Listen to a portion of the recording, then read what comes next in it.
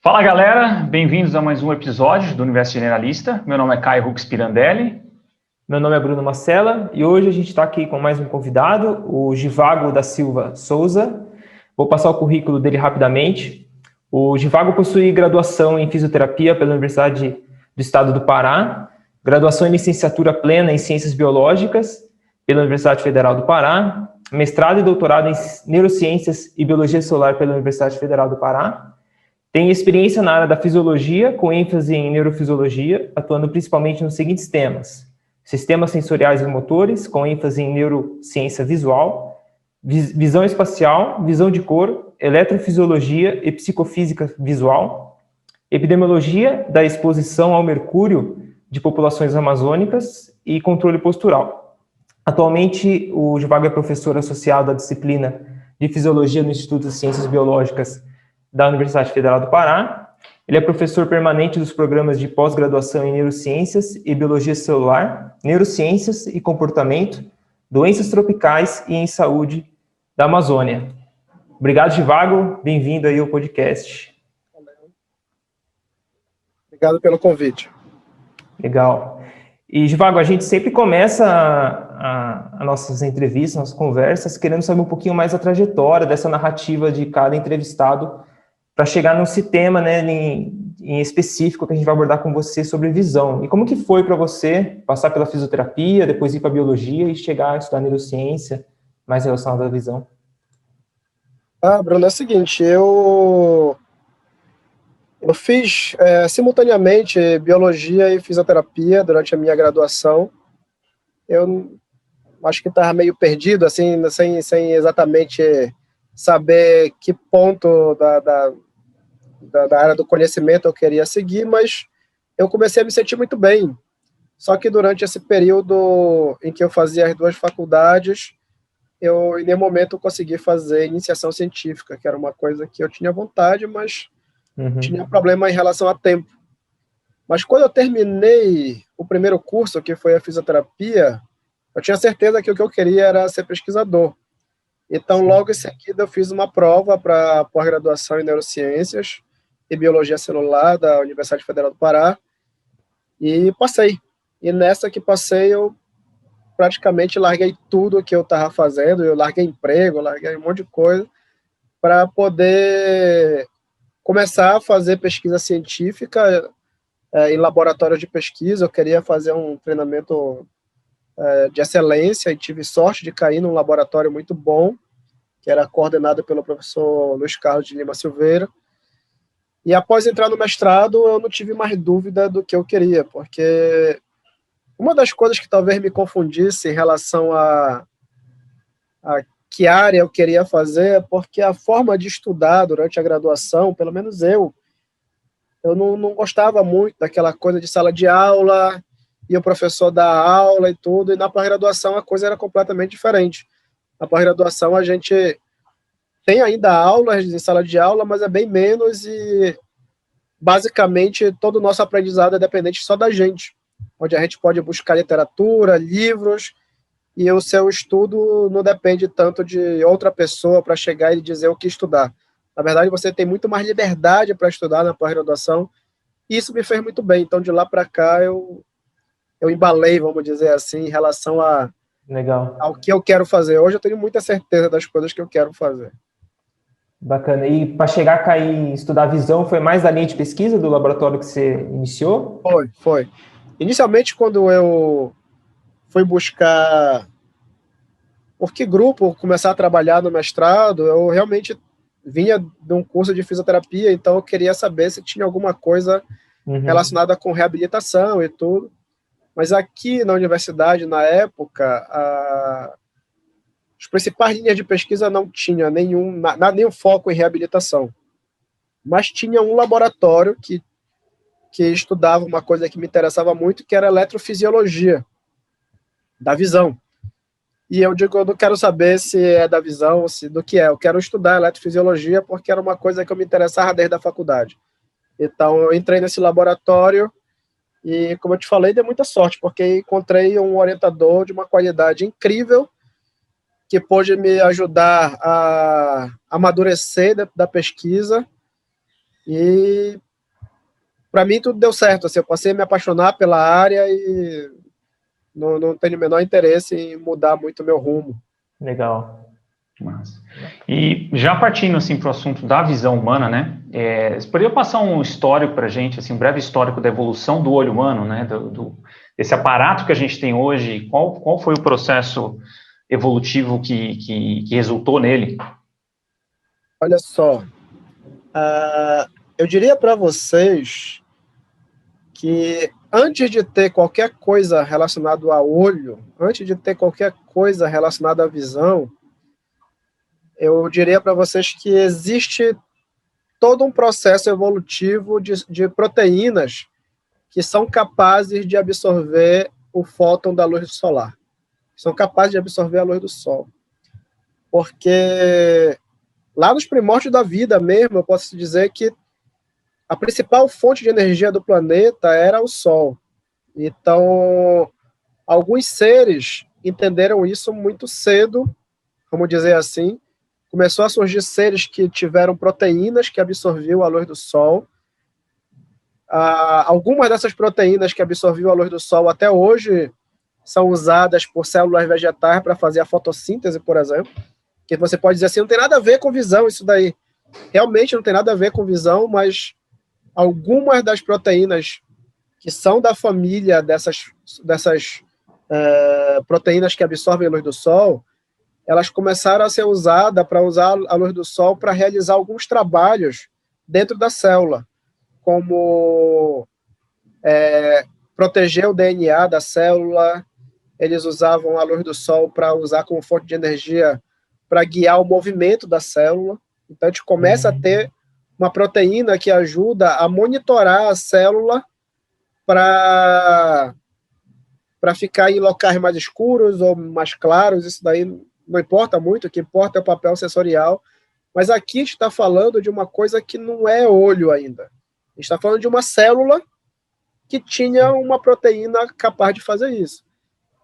Então, antes mesmo de surgir o olho, algumas células, alguns protozoários, eles começaram a desenvolver microestruturas que agrupavam essas proteínas capazes de absorver luz e usar isso para guiar, a formar o que a gente chama de ciclo circadiano, que é essa compreensão de dia e noite, de claro e escuro e tudo. Então, isso surgiu muito cedo.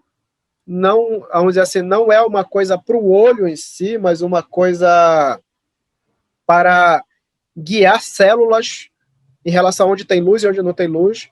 E quando a gente passou a ter seres multicelulares, a gente começa a observar que alguns seres, logo no começo da evolução dos seres multicelulares, dos animais, a gente vê que tem alguns plateumitos que eles desenvolvem microestruturas chamadas de ocelos, que são agrupados dessas proteínas que absorvem luz, que fica na superfície do corpo.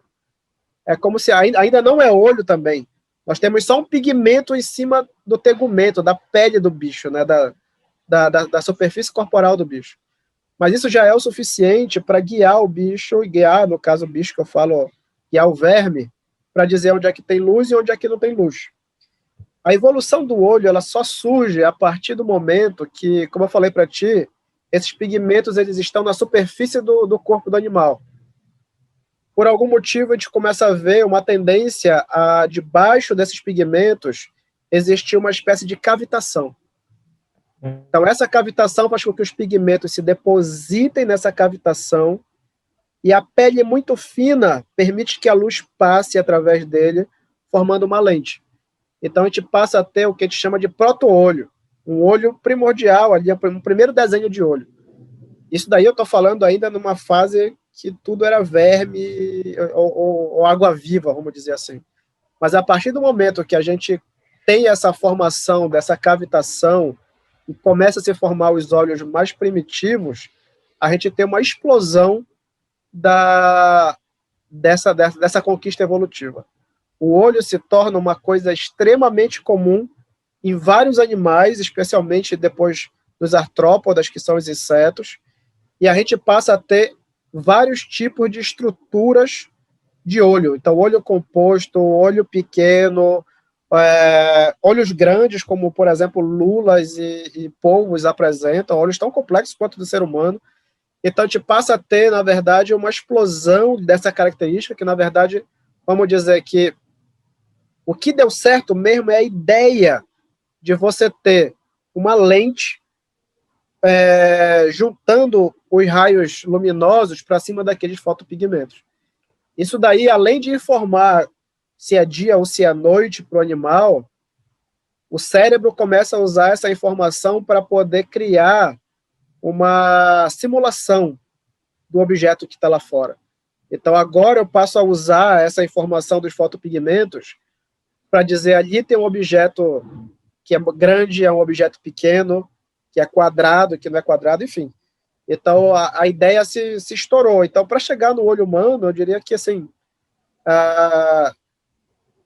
nós estamos ali em processo de evolução, como todo animal, mas eu acho que é apenas um contínuo desse desenvolvimento dessa estrutura chamada olho. Nós temos algumas características que eu poderia te dizer que são bem vantajosas para a gente. Na verdade, todas as características em si são vantajosas, mas o nosso olho tem uma característica muito específica em relação a vários outros animais, que é a velocidade de movimentação dele.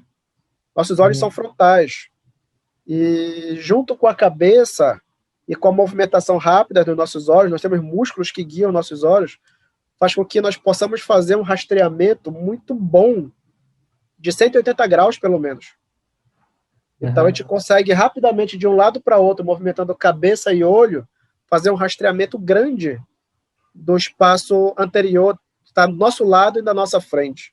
Então, isso é uma coisa que eu considero bem vantajosa, que talvez outros animais não tenham isso com tanta característica. Agora, isso é uma das características do olho humano. Existem outras aí, sim, como a nossa capacidade de ver cores, como a resolução da nossa visão, que não é a melhor, vamos dizer, entre os animais, que a gente tem aí aves de rapina que enxergam mais detalhes do que o olho humano, 2 vezes mais detalhes que o olho humano, mas nós temos uma boa sensibilidade com o nosso olho, mesmo em ambientes, às vezes, mais escuros, a gente consegue perceber ali, sendo relativamente iluminado.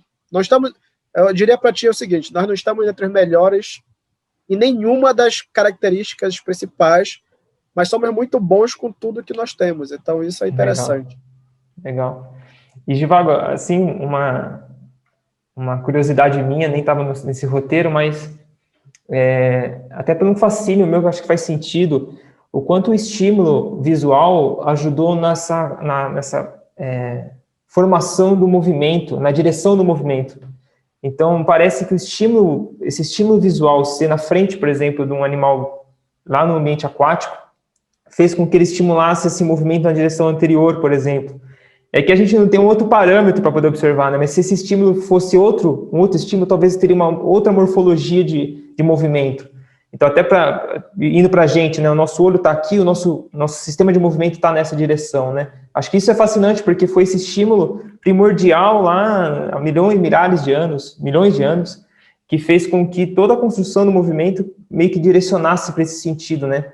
Do nosso sistema ser na frente e o corpo está direcionando nessa... É interessante porque, assim, na natureza, normalmente, animais que têm olhos frontais são predadores e animais que têm olhos laterais, eles são presas. Então, existe uma espécie de dicotomia. No caso do ser humano, não é muito claro como, por exemplo, a posição frontal do nosso olho, ela nos caracteriza como um predador em si, porque nós não éramos, na verdade.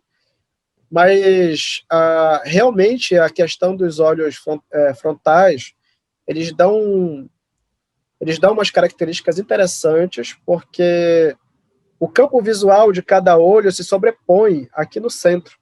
Então, se eu fechar um olho, eu tenho uma área de visualização. Se eu fechar o outro, eu tenho uma outra área de visualização e uma pequena sobreposição. Nessa região, por eu ter a sobreposição dos dois olhos, o nosso cérebro consegue criar uma coisa que a gente chama de estereoscopia, que é a visão de profundidade, a visão tridimensional, tá? Então, isso é muito interessante para eu, por exemplo, saber se vem um predador, se ele está mais próximo ou mais distante de mim, por exemplo, tá?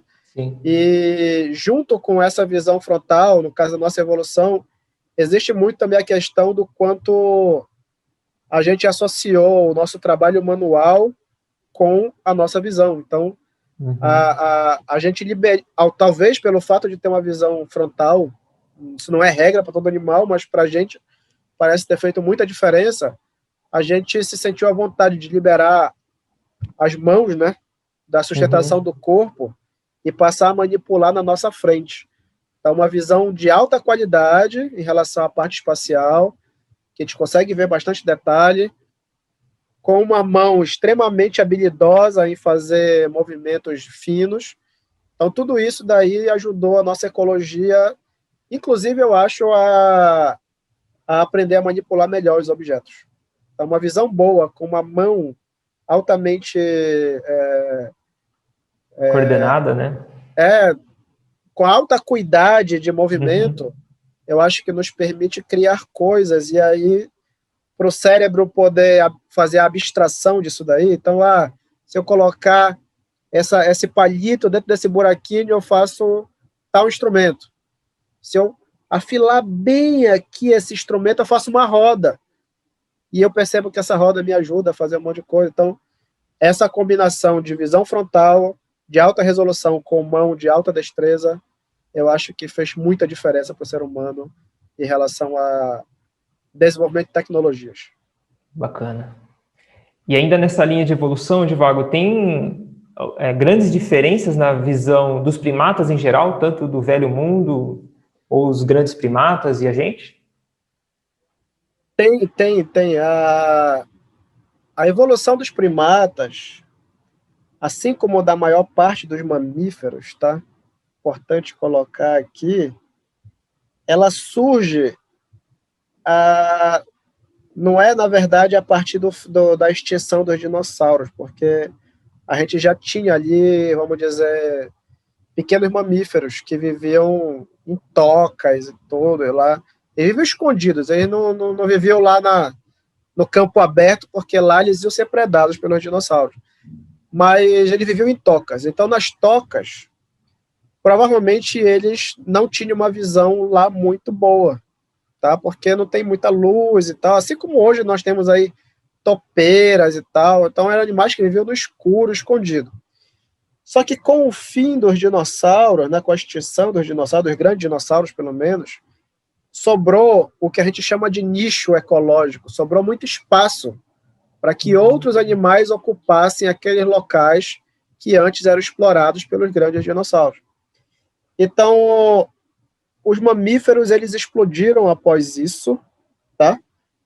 Assumindo novos nichos, e dentre essas conquistas que os mamíferos tiveram, houve algumas características que foram selecionadas que devem diferir bastante dos primeiros mamíferos que nós tínhamos que moravam em tocas, porque alguns animais começaram a viver em campo aberto, e isso daí começou a fazer com que eles enxergassem de uma forma completamente diferente dos que viviam em tocas.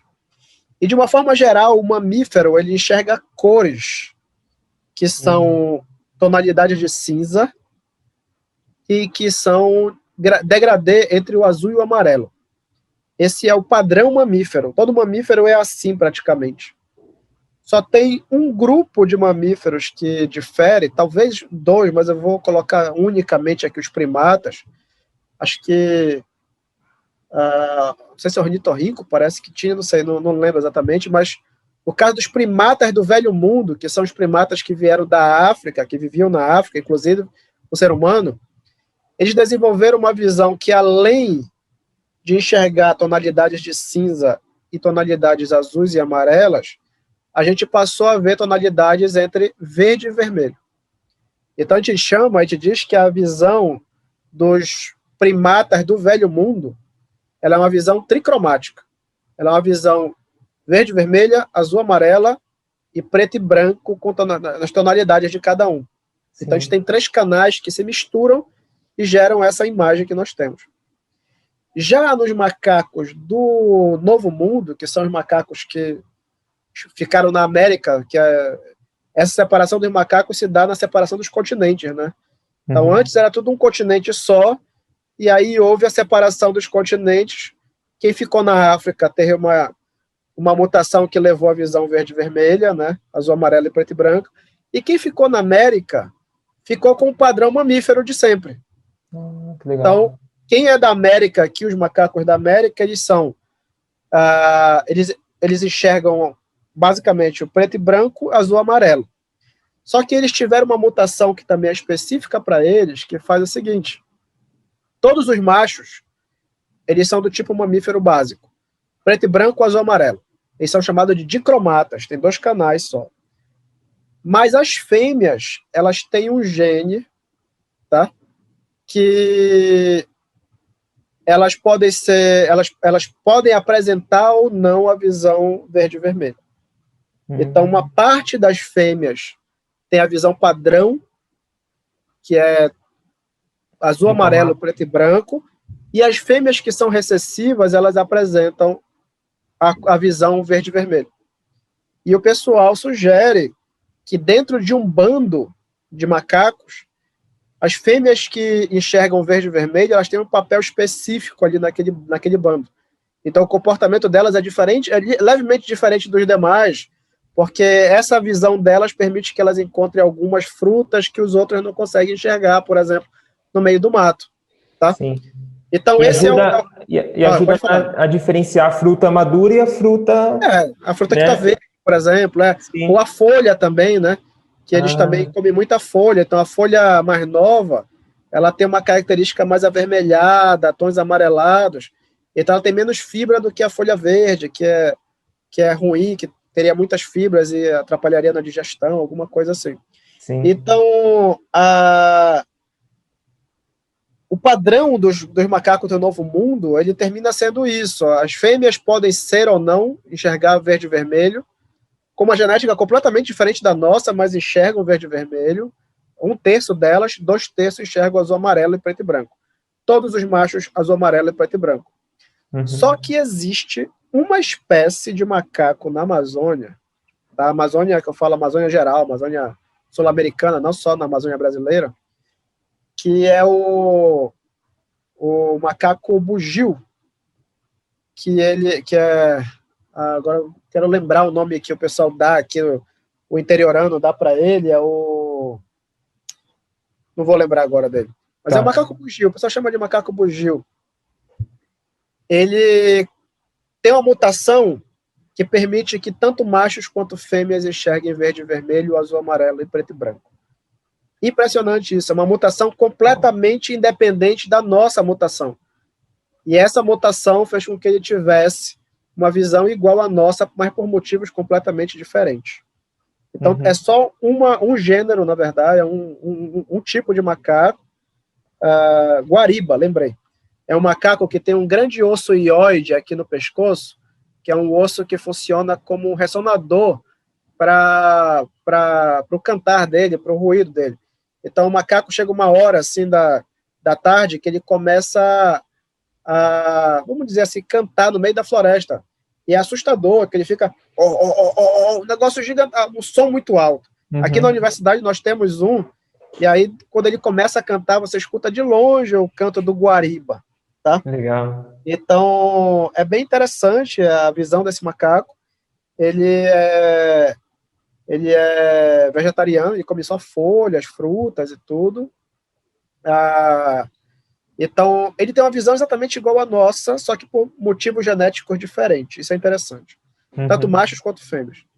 E tem um outro macaco também no Novo Mundo, que é o macaco da noite, que ele tem uma outra mutação que não deixa ele ver nem o azul amarelo, nem o verde e vermelho. Ele só consegue ver o preto e branco, e ele só enxerga melhor à noite.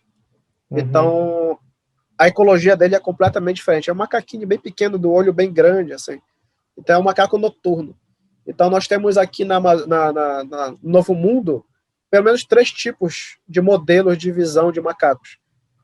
Um que é o padrão mamífero, mas com uma modificaçãozinha, que algumas fêmeas enxergam verde e vermelho. Outra que é do guariba, que enxerga verde e vermelho todo mundo. E o macaco da noite, que não enxerga cor nenhuma.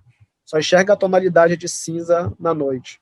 Então, aqui as expressões conseguiram fazer surgir 3 diferentes tipos de fenótipos. Ou de padrões, na verdade, de visão de cores. Lá na África, não. Todo mundo é muito homogêneo. Se alguém surgiu diferente, sumiu e não deixou rastro. Legal. E a gente segue mais ou menos, por exemplo, a gente pega chimpanzés, bonobos, né? A gente tem... tem alguma diferença que se destaca em termos de capacidade visual? Ou é algo muito próximo? Em relação à visão de cores, é igual. Inclusive, eu não duvido que tenha daltônicos, por exemplo, no caso dos macacos da África, lá, dos primatas da África, assim como nós temos o daltônico, que é um problema genético também. Mas em relação à qualidade da visão, é muito parecida em todos os aspectos, tá? Pegando esses primatas maiores aí, como você falou, chimpanzé, provavelmente orangotango, bonobo, gorila, é muito parecido o desempenho em vários testes visuais. A gente começa a ter pequenas diferenças quando a gente começa a estudar aqueles macacos de rabo, né, os símios. Não sei, não sou primatólogo, mas primatologista, mas eu sei que tem o macaco de rabo e o macaco sem rabo. Então, esses macacos de rabo, eles têm uma visão muito boa, mas eles começam a ter pequenas modificações em relação a nós, especialmente em relação à resolução. Porque quanto menor o macaco, menor o tamanho do olho, e aí você não consegue gerar tantas imagens no fundo de um olho pequeno. Mas para esses macacos um pouco maiores aí que a gente está falando, praticamente não tem diferença nenhuma a visão nossa com a visão deles.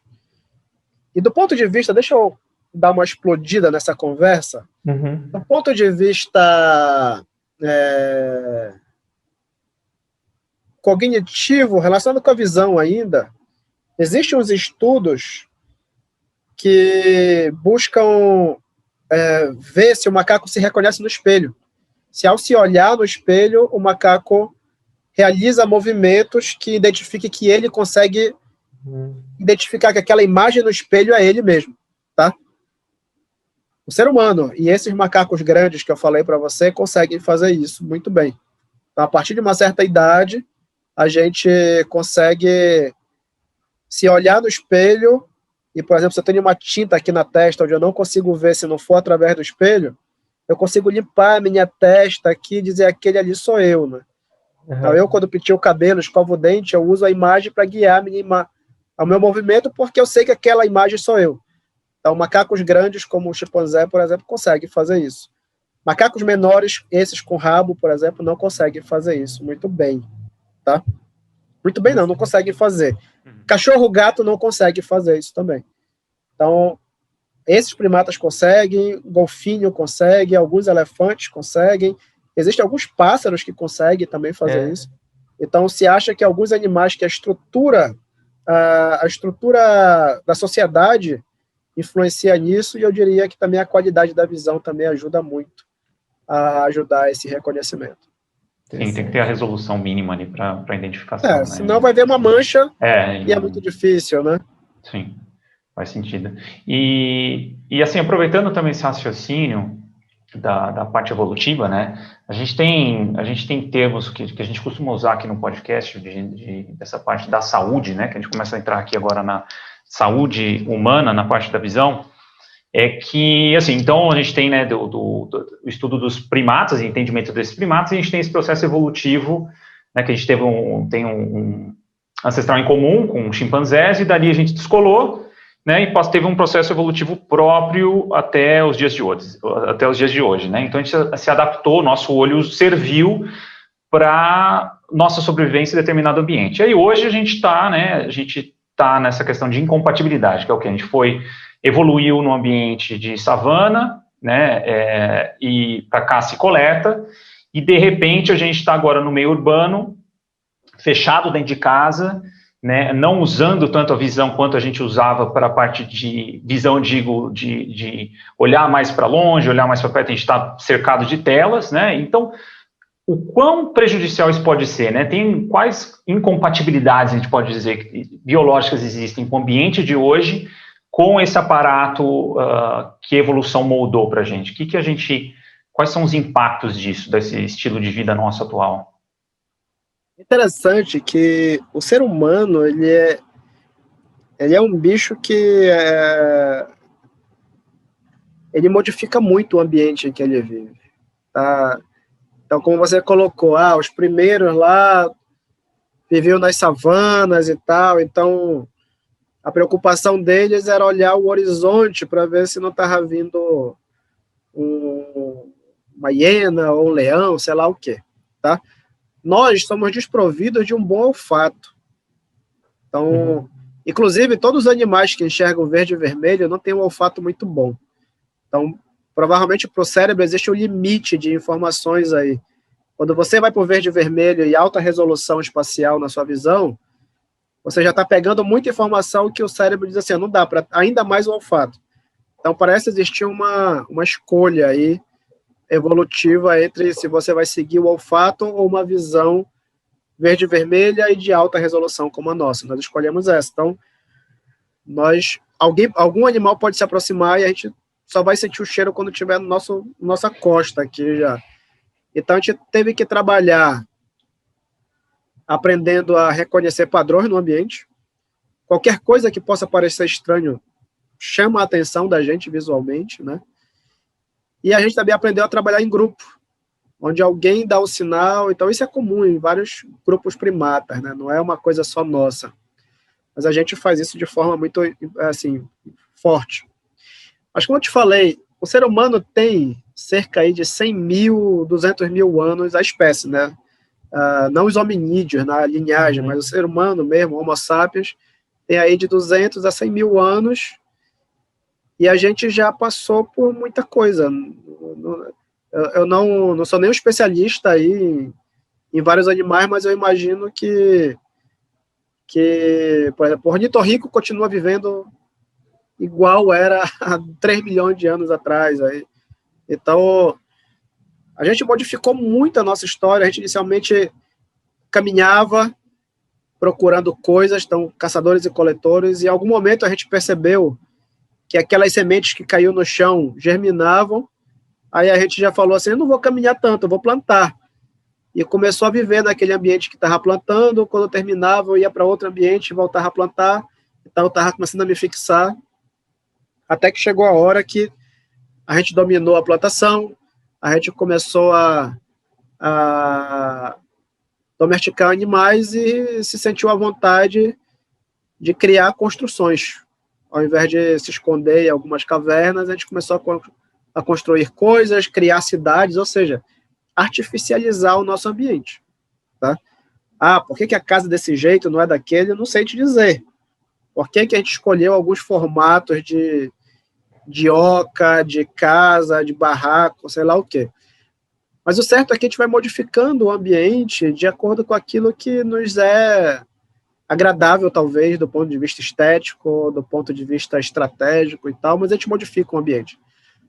Aí a gente começou a ter as primeiras civilizações, e não é de agora que a gente cria coisas tremendas aí. Se a gente pensar nas maravilhas do mundo antigo, elas são de coisas aí de quase 1000 anos antes de Cristo, aí, entre, sei lá, 200 e 1000 anos, essas coisas.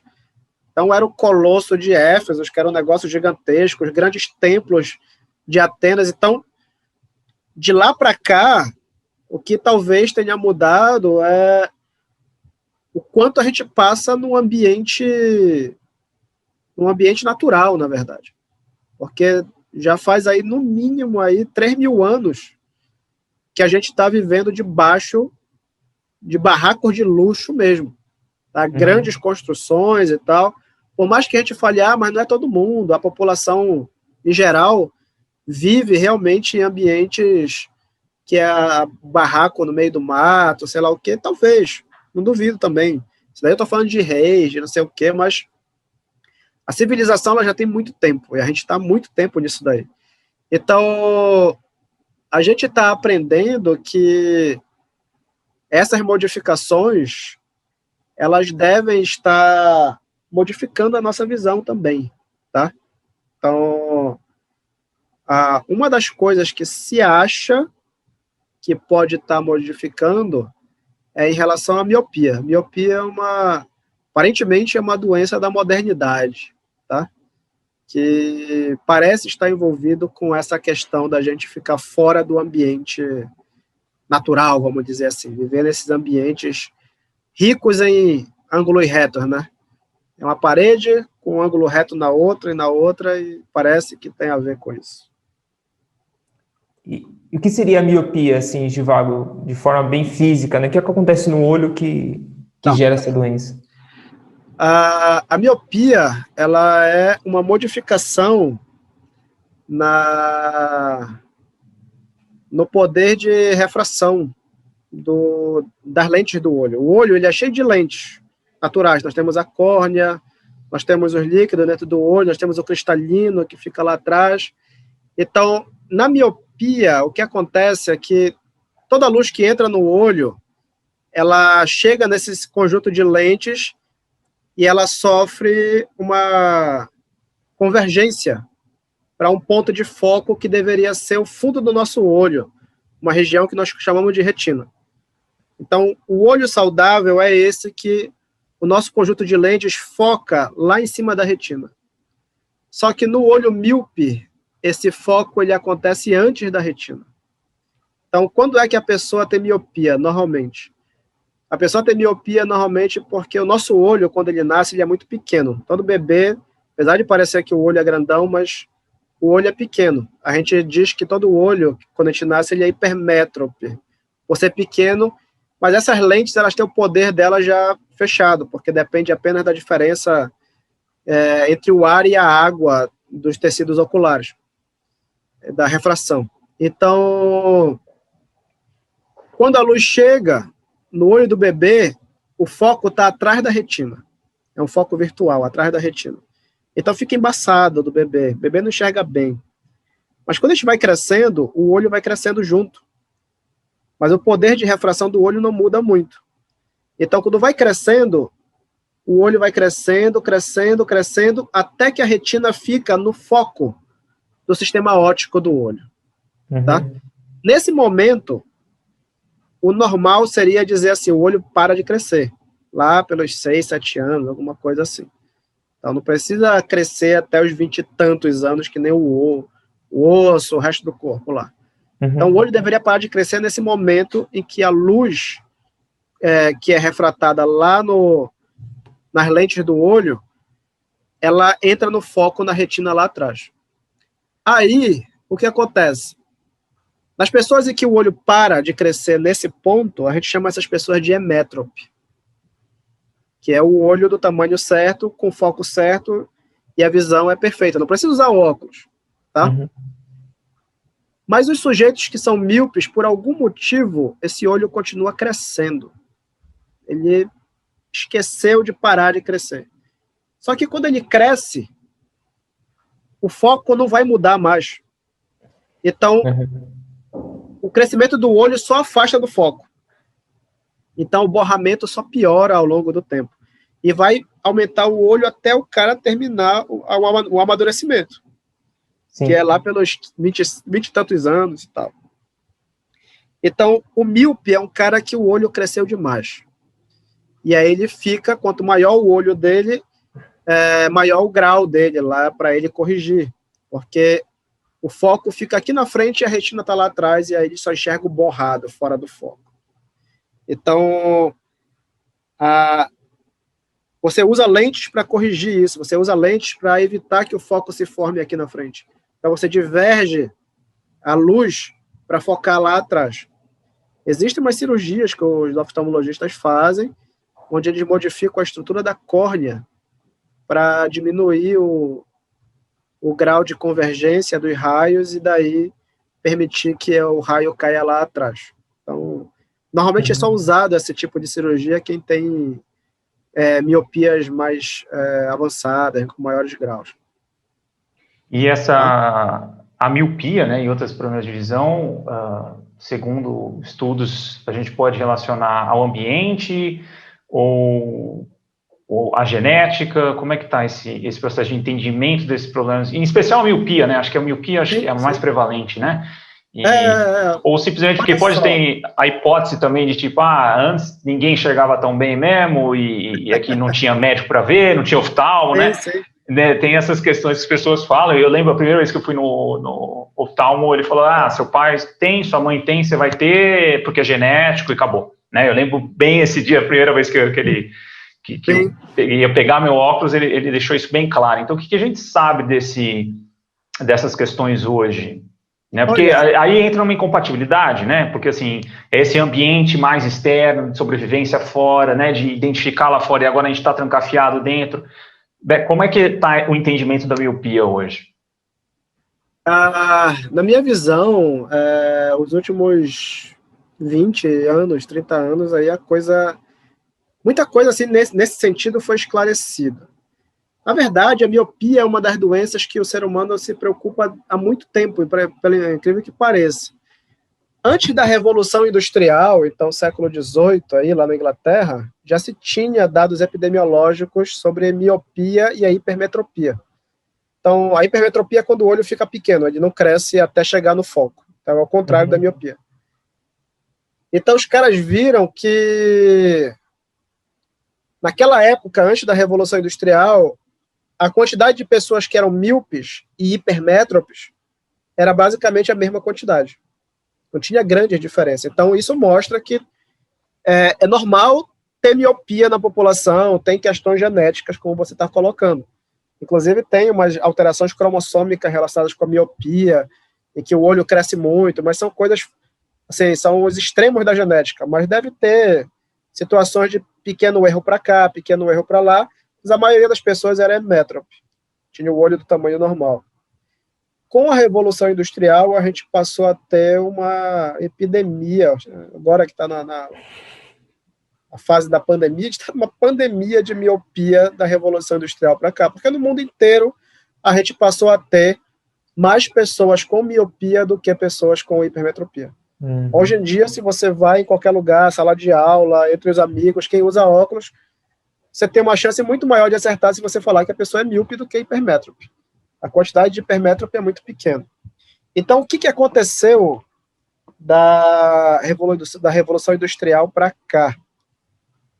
Se acha que a mudança do estilo de vida, devido a gente viver em ambiente, como você colocou, de casa, as crianças têm que ir para o colégio desde muito cedo.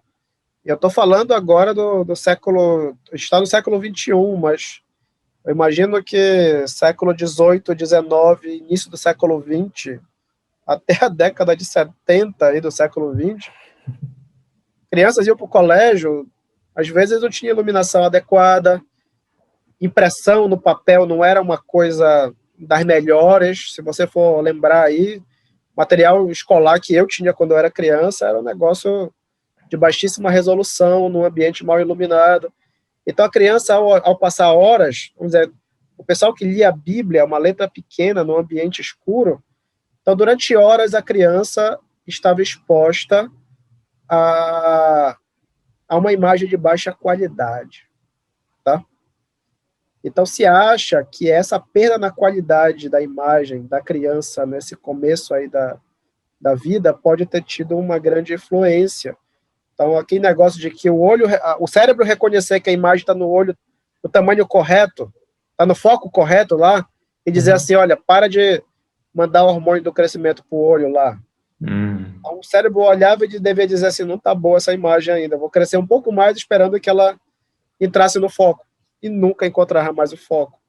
Então, se sabe que a qualidade da imagem influencia. Existem umas pesquisas que o pessoal pegou bolinha de ping-pong, cortava a bolinha de ping-pong e suturava no olho do pintinho. Então, a bolinha de ping-pong não deixava uma imagem se formar naquele olho que estava debaixo dela. Então, a luz só se espalhava, não tinha imagem. Esse olho que ficava debaixo da bolinha, ele ficava míope, ele crescia. Crescia mais. O olho que ficava sem a bolinha, ele ficava do tamanho correto. Então, sim, a qualidade da imagem influencia.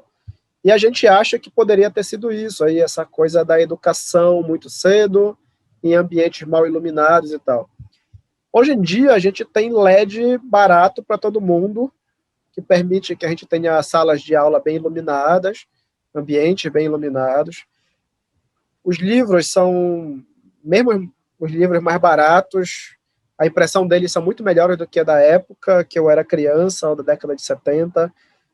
As televisões, praticamente não existe mais televisão de baixa resolução, são todas televisões de alta resolução, mesmo entre a população mais pobre, tá? Então, muita coisa mudou nesse ambiente da criança. Mas eu não sei te dizer se é esse o ponto que vai modificar a nossa história em relação à miopia. Existem alguns estudos que eu considero assim revolucionários do ponto de vista da saúde pública, que eles têm olhado não mais para o ambiente, assim, a influência do caderno, da luz da sala de aula e tal. Eles estão questionando justamente esse ambiente que você falou do quarto fechado, das imagens artificiais, né? Da mesa, que é o ângulo reto, e daí por diante. Então, os caras estão pegando crianças em fase escolar e obrigando as crianças a passarem cerca de algumas horas fora das salas, em ambiente aberto, em ambiente natural, com árvore, com bicho, com tudo, para que elas possam ter, nessa fase do desenvolvimento, um grande repertório de imagens, tá? E quanto mais natural, melhor. O repertório de imagem num ambiente interno a uma casa é muito pobre. Tudo é quadrado, praticamente, tá? Então, você tem praticamente a mesma imagem, só que em tamanhos diferentes, em arranjos diferentes. Mas se você vai para um ambiente aberto, você tem uma árvore cujos galhos se modificam de forma aleatória, e você tem animais, e você tem pedra, e você tem folha caindo, a luz do sol, ela bate, e depois você vai para a sombra, então o seu cérebro ele é constantemente desafiado em ambiente aberto. Já em ambiente fechado, ele não é tão desafiado, porque o ambiente luminoso é constante praticamente o tempo todo. Sim. Então, se acha que, na verdade... Assim, o resultado desses estudos tem mostrado que as crianças que saíram para brincar em ambiente aberto, elas apresentaram menor número de casos de miopia que as crianças que ficaram no colégio, que foram mantidas no colégio. Então, já existem programas de intervenção fora do Brasil, eu desconheço aqui no Brasil, pode ser que exista já.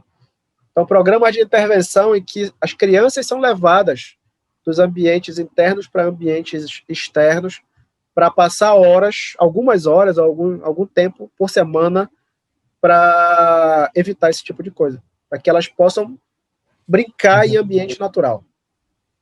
Sem obrigações, tá? Não é que elas vão fazer alguma atividade específica. Sim. É simplesmente viver em ambiente natural. E você evita a questão da resolução, né? O problema de resolução. Você está no ambiente aberto, natural, evolutivamente a gente sempre teve nesse ambiente, então você não precisa se preocupar em termos de resolução, iluminação, enfim, é um ambiente que a gente evoluiu, então, né, mas, enfim, a hipótese central é de que faz bem ou simplesmente traz os gatilhos, né, necessários para um desenvolvimento ocular adequado, né? A minha impressão é que o cérebro infantil, na verdade o cérebro de uma forma geral, tá? Mas eu vou colocar o infantil porque está em desenvolvimento, fazendo sinapses o tempo todo ali, ele quer desafios, na verdade. Então, quanto mais desafio você dá, melhor para aquela criança. Quer ver uma coisa que para a criança que está em desenvolvimento é bom? Quando você está ensinando uma criança a falar, é bom que você fale de frente para a criança ver a sua mímica facial. Se você fala de costa para a criança e ela só escuta o som, ela vai ter mais dificuldade de aprender a pronunciar as palavras e tudo. Então, para o cérebro não mais trabalho não significa ruim, na verdade, significa bom. dá mais Sim. trabalho e se sente mais desafiado, na verdade. Legal. E caminhando assim, Givago, para essa questão de soluções, né, para essa questão da miopia, você comentou de ambiente aberto, principalmente para as crianças. E uma curiosidade nossa, talvez seja uma curiosidade dos nossos ouvintes também, dessa questão de exercícios para os olhos, né, tem yoga, também fazendo alguns exercícios para os olhos, algumas terapias envolvendo isso. Tem algum embasamento científico? Você pode dizer se tem algum tipo de... Faz sentido, né? Às vezes Faz não tem sentido, né? conhecimento. Olha, em relação a yoga, eu não conheço, assim, eu não sei quais são os objetivos especificamente da yoga. Mas existe toda uma reabilitação de movimentação ocular para alguns problemas visuais, tá? Então, por exemplo, pessoas que têm estrabismo, que é quando a musculatura do olho, ela trava o movimento de um dos olhos e tudo, e você precisa ativar aquela musculatura. Então, às vezes, você faz oclusão do olho bom e obriga a pessoa a usar aquele olho que está mais parado, né? Então, ela tem que fazer movimentos e tudo. Então, tudo isso é bom, tá? Uhum. Especialmente nas idades mais novas, porque nessa época a gente está formando as conexões entre as células do olho com o cérebro. Então, é bom evitar que os olhos tenham diferentes capacidades visuais. Então, o olho que está parado, ele explora menos o mundo. Então, ele dá menos informação para o cérebro. E se a criança crescer, esse olho vai ser praticamente cego. Uhum. Então, existem cirurgias que o pessoal faz para o estrabismo, existem terapias em que tapa o olho e a pessoa é obrigada a movimentar. Então, você pode orientar a pessoa a movimentar o olho para um lado específico que ela tem maior dificuldade e tudo. Então, do ponto de vista de reabilitação neuromuscular, movimentar o olho, no caso de pessoas que têm déficit para movimentação ocular, eu acho que é super viável, super interessante. Agora, a movimentação do olho para mudar a estrutura do olho ou alguma questão neural, eu tenho minhas dúvidas a respeito disso. Eu acho que não acredito que ajude, tá? Na verdade, assim, não acredito que ajude nem atrapalha, mas não se resolve esse tipo de coisa. Acho que a questão da movimentação ocular, ela tem maior impacto quando você tem algum problema neuromuscular mesmo, dos músculos extrínsecos do olho. Perfeito. Se a miopia, por exemplo, né, que eu já vi algumas coisas de prometer reverter a miopia e tudo mais, mas se a miopia é esse crescimento do olho, né, é a cirurgia mesmo, que seria realmente uma intervenção mais física mesmo para você acertar esse foco, esse ponto focal. Mas se você pensar que a miopia realmente é o crescimento, além do necessário do olho, né, fica um problemão muito maior do que as pessoas imaginam. Com certeza. Bem, até onde eu conheço, a cirurgia é o procedimento mais invasivo, vamos dizer assim, que pode consertar a miopia. Tá. E assim, falando mais já de fase adulta e uma ausência de estímulos visuais mais variados, né? Assim, tem consequências isso, por exemplo, eu mesmo trabalho muito hoje, principalmente agora, né? Trabalhando o dia inteiro no computador e tudo mais. Existe algo que indica que isso afeta a visão de uma forma muito negativa no futuro, a longo prazo? Ou passou essa parte de crescimento, né, do olho, vamos dizer assim, dessa fase até os 20 e poucos anos, já diminui um pouco? Tem algum estudo? Sabe-se alguma coisa sobre isso? Olha, em relação à fase adulta, eu chamaria mais atenção não em relação à miopia em si, mas já existem vários estudos que mostram que quanto mais tempo a gente passa no computador, menos a gente pisca. E a gente o piscamento ajuda a umedecer o olho, né, a superfície do olho.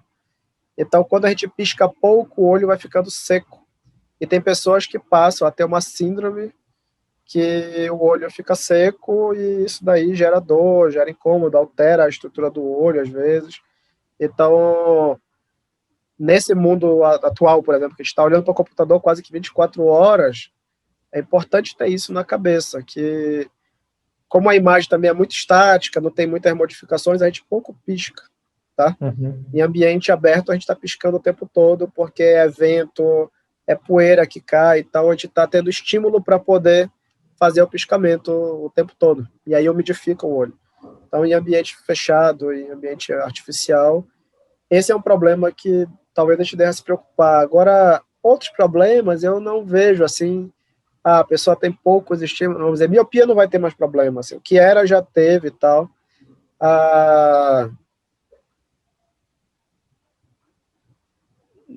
Eu acho que tem que ter, aí com o envelhecimento, a gente tem que ter cuidados, seja em ambiente fechado ou aberto, mas especialmente no aberto, nesse caso, é a exposição a raios solares. Porque o cristalino, que é uma lente interna ao nosso olho, ele absorve muito a radiação ultravioleta do sol, e quanto mais você absorve, mais opaco ele vai ficando. E aí você pode adiantar uma cirurgia que talvez você precisasse fazer lá pelos 70, 80, você vai precisar fazer aos 50 anos, porque o seu cristalino está opaco. Especialmente o pessoal que vive na região tropical, cuja incidência de raio solar é muito alta, e aí é preciso usar óculos escuro, por exemplo, para se proteger. Aí surge um segundo problema. O óculos escuro, obrigatoriamente, tem que ter o filtro ultravioleta. Porque se você não usa o filtro ultravioleta, o óculos escuro diminui a intensidade da luz visível no seu olho. Aí a sua pupila, quando tem pouca luz, ela se abre. Aí quando ela abre, ela aumenta a janela para o ultravioleta atingir o cristalino. Então pode, inclusive, acelerar o processo de catarata, né, chamada catarata. Então, quando você vai envelhecendo, acho que os riscos maiores aí que eu vejo em relação à exposição ao ambiente é essa da síndrome seca aí, do olho, e a catarata pela exposição à luz ultravioleta, eu acho que é uma coisa séria. E deslocamento da retina tem uma relação com miopia ou não? Tem. Tem também. Quando o olho começa a crescer muito, ele não é acompanhado pelos outros tecidos, ele, na verdade, começa a tracionar.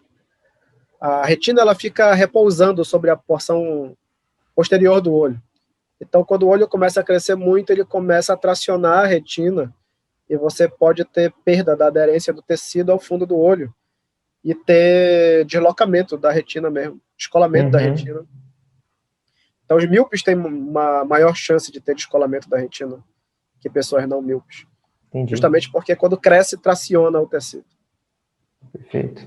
E para a gente caminhando para o final aqui, Givago, que dica você daria para os ouvintes nossos, que têm filhos principalmente, para eles terem um estímulo mais saudável para o crescimento visual dessas crianças?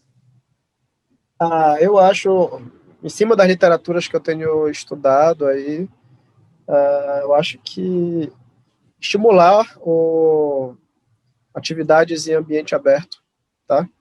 Onde a criança possa interagir mesmo com o meio ambiente. Na minha infância, a gente brinca que a mãe brigava para a criança sair da rua, né? Não vai brincar na rua, vive o tempo todo na rua. E hoje em dia a gente vai ter que forçar a barra com as crianças para que elas saiam do videogame, saiam. Não é que devam abandonar o videogame, eu acho interessante a tecnologia, você também é desafiado, são outros desafios, mas não pode também ser exclusivo, né? Então, ter essa experiência em ambiente livre, ainda que vai se machucar e tal, com um pouco de cuidado, eu não estou falando do playground, que é o escorrega, não sei o quê, eu estou falando de terra, areia, grama, subir no toco da árvore. Eu estou falando de ambientes naturais mesmo, não é só sair do apartamento e ir para o playground do prédio. Então, até onde a gente viu, não é preciso muito tempo, assim. Então, os caras têm feito terapias em que as crianças ficam 1 hora, 2, 3 vezes na semana. Então, a gente não está falando de grandes modificações. Porque o que aconteceu é que a minha geração, e uma geração talvez anterior à minha, desde a década de 70, aí, a grande graça era pegar o filho e levar para natação, ou para o futebol, ou para o tênis, ou sei lá. Então, eu sei que não é possível, ainda mais num ambiente urbano que a gente vive, que é cada vez menos comum esse tipo de ambiente, mas se você pudesse levar para a praia, levar para o parque, tá? É bem melhor, talvez, do que a natação. É claro que isso daí exige, por exemplo, que o pai esteja junto, né? Sim. Então, o pai está ocupado. Então, foram muitos características desse novo mundo mais moderno que a gente tem, que pai e mãe estão trabalhando, a criança, quando vai para o esporte, é para se movimentar, mas o pai e a mãe não podem estar junto e tal, então é o professor que cuida, então é um negócio complicado. A minha dica geral seria diminuir um pouco a atividade.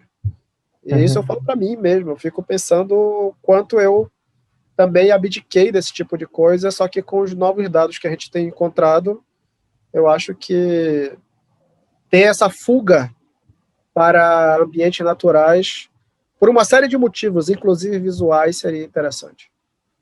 Legal.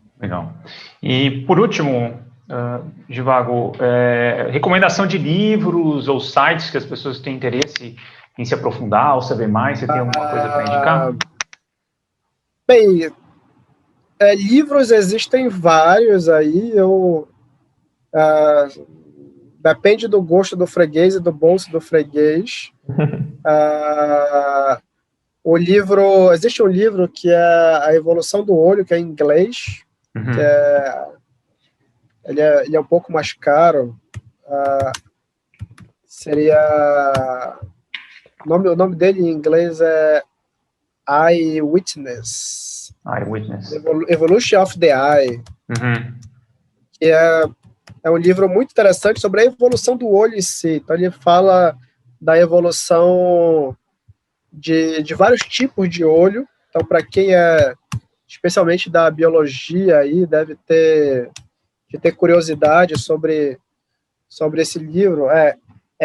Evolution's Witness, How Eyes Evolved. Então, seria a evolução da percepção ocular, né? Como o olho evolveu. Então, isso eu acho interessante para quem quiser. Devido ao dólar, ele está bastante caro hoje, ele já foi bem mais barato. Tá? Tem outro que é The Evolution of the Eye, também, são livros de editoras importantes, estão todos disponíveis, por exemplo, em sites como o da Amazon. Aqui no Brasil, do ponto de vista em português, não existe tanto material sobre a evolução do olho, tá?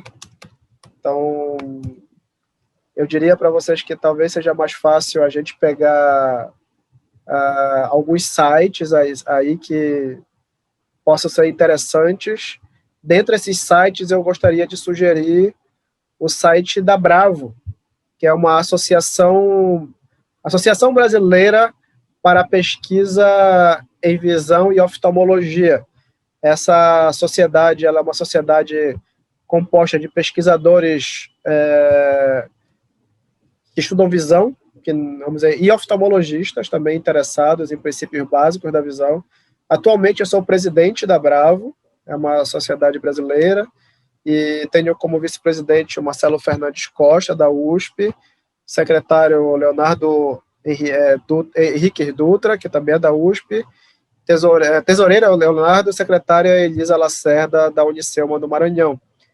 A nossa sociedade ela tem como papel principal divulgar estudos em ciência visual e oftalmologia, e a gente tem o site, que é bravo.org.br, deixa eu só confirmar aqui, bravo.org.br, e a gente está preparando um curso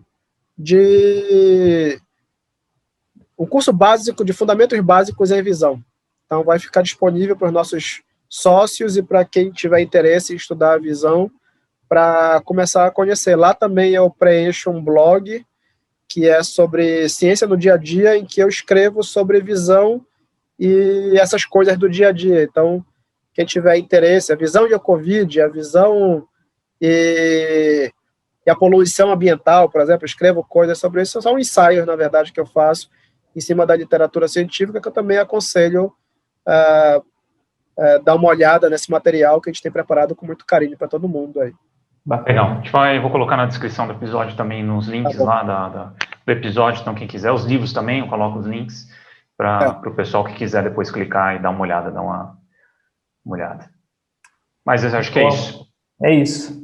Muito bom. Obrigadão, Zhivago, pelo bate-papo, muito interessante, né? Acho que afeta a vida de todo mundo hoje, principalmente quem tem crianças, então é sempre bom compartilhar esse tipo de conhecimento e agradeço você aí pelo tempo e disponibilidade. Caio, Bruno, muito obrigado. Eu sou um cara que, além de fazer a pesquisa, tenho um interesse muito grande na divulgação científica e fico super feliz de ver tanta gente hoje em dia buscando essa comunicação com a população de uma forma inteligente, de uma forma simples, mas que, como você colocou, pode ser de importância muito grande, né, para as pessoas comuns, né? Então, tirar o conhecimento apenas das salas de aula da universidade e trazer esse conhecimento para um público mais geral. Então, me sinto muito honrado de estar aqui com vocês. Massa. Então é isso, galera. Até mais, até a próxima aí. Abraço. Tchau, tchau.